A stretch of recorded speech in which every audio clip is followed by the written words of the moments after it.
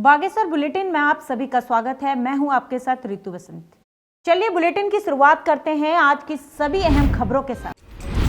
बागेश्वर में बढ़ रहे कोरोना मामलों को लेकर स्वास्थ्य विभाग सतर्क हो गया है। यहां चिकित्सा अधिकारी विभाग से मिली जानकारी के अनुसार जनपद में आज कोरोना वायरस संक्रमण की जांच के लिए 162 लोगों के सैंपल भेजे गए हैं। अब तक जनपद में 7,372 सैंपल भेजे जा चुके हैं, जिनमें से अभी तक जनपद में कोरोना के 181 पॉजिटिव केस आए हैं। वहीं 155 मरीज स्वस्थ होने के बाद उन्हें कोविड चिकित्सालय से डिस्चार्ज किया जा चुका है। शेष 25 संक्रमित मरीजों में से 10 मरीजों का इलाज रानीखेत तथा 15 मरीजों का कोविड चिकित्सालय बागेश्वर में इलाज किया जा रहा है। वहीं जिलाधिकारी विनीत कुमार ने कोरोना अपडेट देते हुए बताया कि जनपद वासियों को घबराने की आवश्यकता नहीं है। कोरोना संक्रमण नियंत्रण के लिए जिला प्रशासन की टीम लगातार कार्य कर रही है। साथ ही उन्होंने जनपद वासियों को सरकार द्वारा दी गई गाइडलाइंस को फॉलो करने की हिदायत दी। देखिए, मेरे ज्वाइन करने के बाद में यहाँ पे कुछ केसेस बढ़ गए हैं। लगभग पिछले अगर हम देखें 2 सप्ताह में लगभग 26 केसेस नए आए हैं। लेकिन ये जो केसेस आए हैं ये सारे हमारे जो नए केसेस ये कंटेनमेंट जोन से आए हैं, बफर जोन से, या फिर जो हमारे ऑलरेडी जो प्रवासी बाहर से आए थे और जो पहले से क्वारंटाइन थे उनका जब टेस्ट करवाया गया तो वो पॉजिटिव आए हैं। तो इसमें कोई वैसे कोई घबराने वाली बात नहीं है। प्रशासन जो है वो मुस्तैद है और हमारी जो पूरी टीम है वो पूरे दिन रात काम कर रही है। 24/7 हमने जो है स्टेजिंग एरिया बना रखे हैं। क्वारंटाइन सेंटर्स और कोविड केयर सेंटर्स भी जो है हमने 24/7 लगा रखे हैं और हमारी जो व्यवस्था है सारी जो है सुचारू ढंग से कार्य कर रही है। और अगर बागेश्वर में सड़कों की बदहाली अब आम हो गई है। नेशनल हाईवे से लेकर गांव तक पहुंचने वाली सड़क की जर्जर हालत से स्थानीय लोग परेशान हो गए हैं। वहीं कांग्रेस के कार्यकर्ताओं ने आज ब्लॉक कांग्रेस कमेटी के अध्यक्ष लक्ष्मण आर्य के साथ गरुड़ बैजनाथ बागेश्वर मोटर मार्ग में सीमार गांव से भौरा पुल तक बदहाल सड़क के गड्ढे भरकर सरकार के खिलाफ विरोध प्रदर्शन किया। इधर सड़क की बदहाली को देखकर पूर्व विधायक ललित परसवार ने भी नाराजगी जताई। वहीं ग्रामीणों का कहना है कि सड़क पर जगह जगह गड्ढे बने होने से सड़क दुर्घटना को दावत दे रही है। साथ ही उन्होंने कहा कि बीमार और गर्भवती महिलाओं को इस सड़क से ले जाने में उनकी हालत और अधिक खराब होने का डर रहता है। वहीं कांग्रेस कार्यकर्ताओं का कहना है कि सड़क निर्माण में अच्छी गुणवत्ता का मटेरियल इस्तेमाल न करने के कारण सड़क की ऐसी हालत हुई है।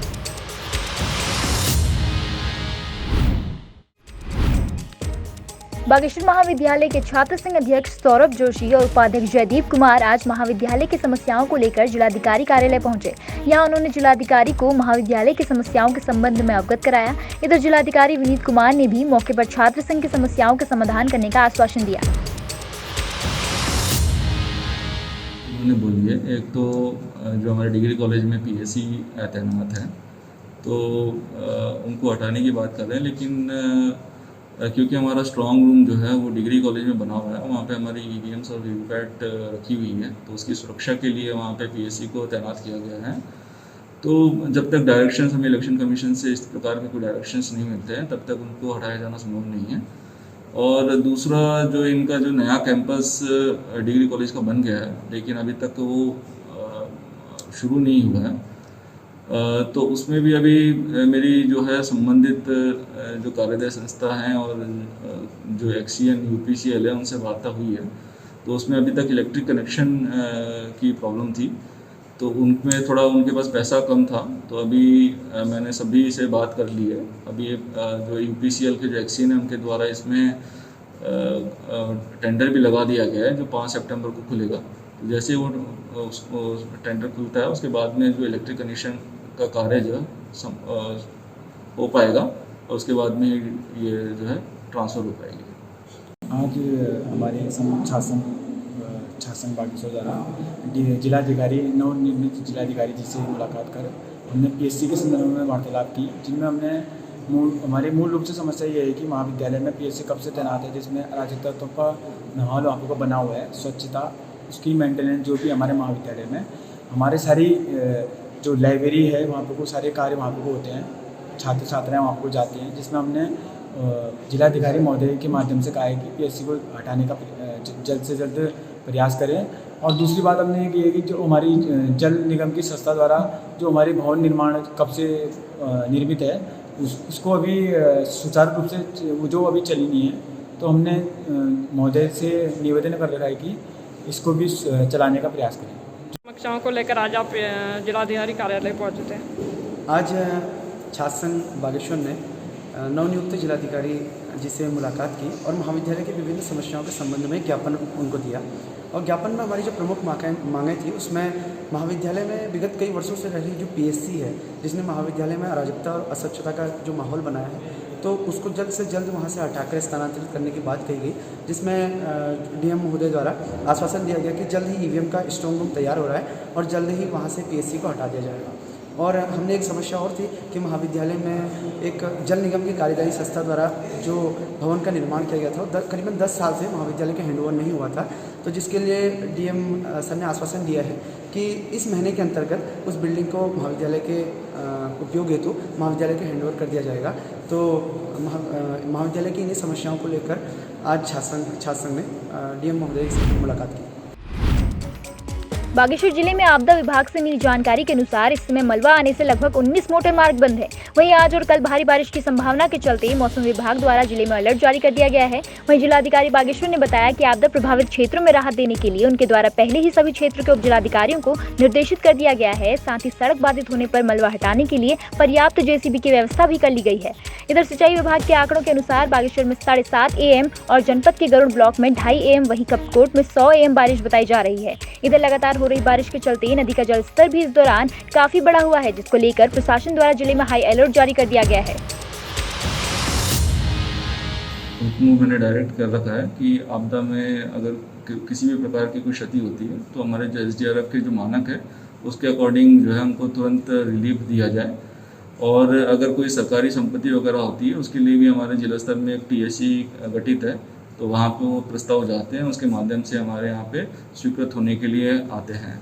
इसके अलावा जितनी भी रोड्स वगैरह जो ब्लॉक हो रही है, तो हमने पूरे हमारे जनपद में लगभग 35 JCBs हमने तैनात कर रखी है। और जैसे कोई रोड ब्लॉक होने की सूचना मिलती है उसको तुरंत मलबा को हटा के रोड को वापस से चलाया जाता है।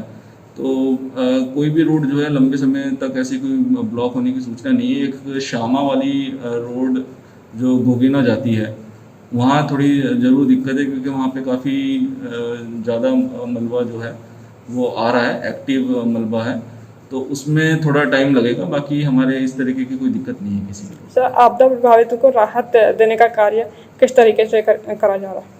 देखिए, इसके अंदर इसमें जो 50,000 से नीचे की जो रिलीफ होती है वो तो तुरंत जो है सब डिवीज़न लेवल में ही दे दी जाती है।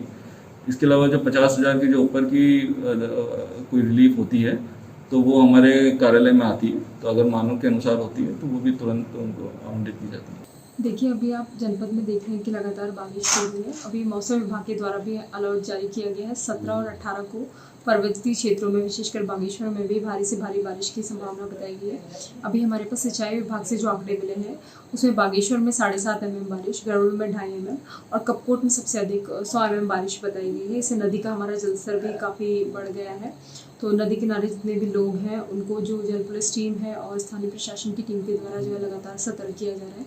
इस बारिश से जो है हमारे टोटल 19 मोटर मार्ग हमारे बंद हो रहे हैं अभी, और इनको भी सुचारू करने के लिए जेसीबी मशीन जो है मौके पे तैनात की गई है। इसके अलावा जो हमारे संवेदनशील ऐसे भी इलाके हैं जहाँ पे स्लाइड होने की संभावना है लेकिन रोड बंद नहीं है, वहाँ भी विभाग के द्वारा जेसीबी मशीन लगाई गई है और सभी टीम जो है एक्टिव। देखिए कि हमने अपने जो ये कंट्रोल रूम का नंबर है इसको भी सभी जगह सर्कुलेट कर रखा है और आम जनमानस से हम हमेशा यही अपील करते हैं कि किसी की भी कोई इस तरीके की कहीं कोई घटना घटित होती है, कोई ऐसी कंप्लेन हो, तो वो हमारे कंट्रोल रूम जो कि 24 घंटे खुला रहता है उसमें सूचना दर्ज करा सकते हैं।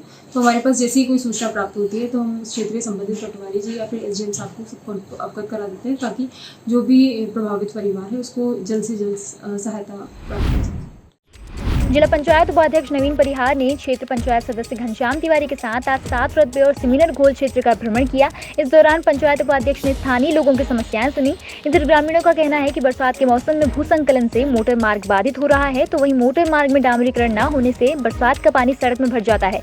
यहाँ के क्षेत्र पंचायत सदस्य ने बताया कि सड़क का खुदान आज से लगभग 10 साल पहले किया गया था, जिसमें कई बार शिकायत करने के बावजूद भी आज तक प्रशासन और सरकार ने कोई कार्रवाई नहीं की।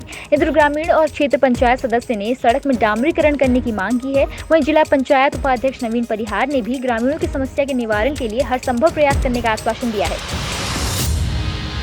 देखिए, मुख्य समस्या तो इस समय पूरे क्षेत्र में हमारी मुख्य समस्या सड़कों की है। जगह जगह पर सड़कें टूट चुकी हैं और जो लैंड स्लाइडिंग होके जो मलबा आता है तो रोड में लग जाता है। बार बार गाड़ी वालों को या स्वयं पैसेंजरों को सफाई करनी पड़ती है। इस संदर्भ में बीच में मैंने PWD के अभियंता से बात की तो उन्होंने यहाँ पर स्वयं विभागीय मशीन भेजी और उसके लिए काम किया। और दूसरी समस्या इस समय है, अभी है आपदा का दौर, तो अभी तरह तरह से क्षेत्र से मुझे फ़ोन आ रहा है। मैंने स्वयं क्षेत्र का दौरा किया तो वहाँ पर कहीं पर किसी के घर के आगे की दीवार टूट जा रही है, किसी की छतें गिर जा रही है, तो काफ़ी नुकसान हो रहा है क्षेत्र में। और अब मैं बीच बीच में दौरा कर रहा हूँ क्षेत्र का और विभागीय टीम को मैं अवगत करा रहा हूँ, जिसमें विभागीय टीम भी हिस्सा ले दिया आने जाने में।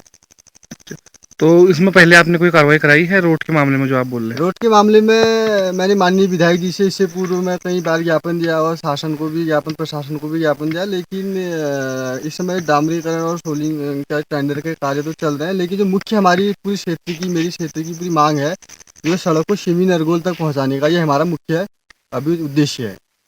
तो इसमें कार्रवाई हो रही है, आगे को चल रही है रोड में? देखिए, कार्रवाई का जहाँ तक बात है, आए दिन आश्वासन दिया जाता है हम लोगों को और अभी तक 10 वर्षों से आश्वासन दिया जा रहा है, इसमें कोई सकारात्मक कार्रवाई नहीं है।